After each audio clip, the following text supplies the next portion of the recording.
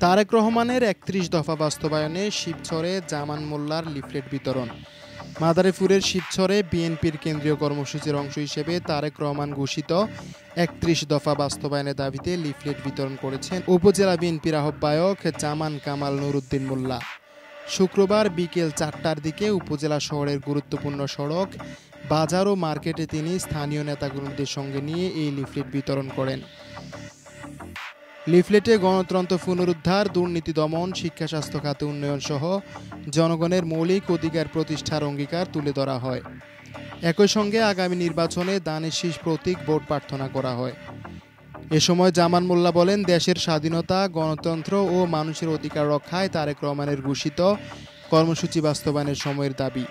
জনগণকে সঙ্গে নিয়ে এই কর্মসূচি সফল করা হবে।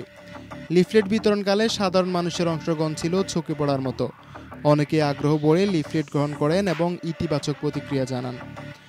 অনুষ্ঠানে আরও উপস্থিত ছিলেন উপজেলার সাবেক সহসভাপতি মোহাম্মদ শহীদুল ইসলাম, সাবেক সাংগঠনিক সম্পাদক আজমল হুদা খান সেলিম, সাবেক যুগ্ম সাধারণ সম্পাদক শাহাদাত হোসেন খান, তাজউদ্দিন মোল্লা, যুবদল নেতা শাহিন, গোমস্তা কাজী খোকন, সোহাগ খান, জসিম মৃদা, অনিক, পৌর ছাত্রদলের সভাপতি শিয়াব সহ বিএনপি ও অঙ্গ সংগঠনের অন্যান্য নেতাকর্মীরা।